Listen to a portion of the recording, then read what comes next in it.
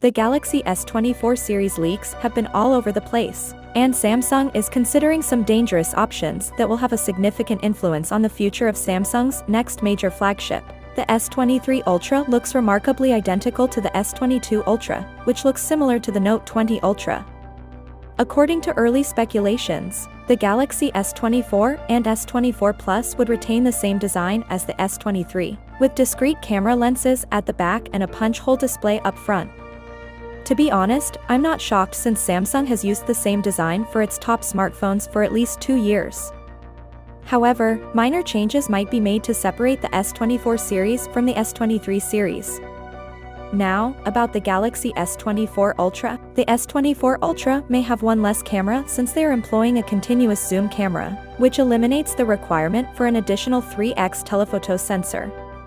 This is an idea, not a finished design, but as I've previously said, they can only do so much with a piece of glass. In any case, Ice Universe has previously said that we will not see any new hardware with the S24 Ultra's primary camera. The only new feature we'll see with the camera is the continuous zoom camera, but this doesn't imply the quality of the primary camera will stay the same. According to this source, the S24 Ultra's camera will get a significant upgrade, notably via enhanced software.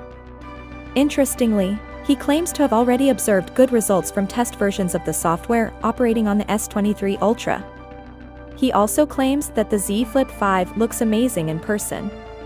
To be honest, the S23 Ultra already has the best camera hardware available, so I don't see the need to upgrade it just a year later, but good software optimization can do wonders to turn a good picture into a looker, and Samsung is working on just that with the S24 Ultra. Finally, what are your thoughts about it? So without being said, let me know your thought in the comment below, and if you are new here, please subscribe. Peace out.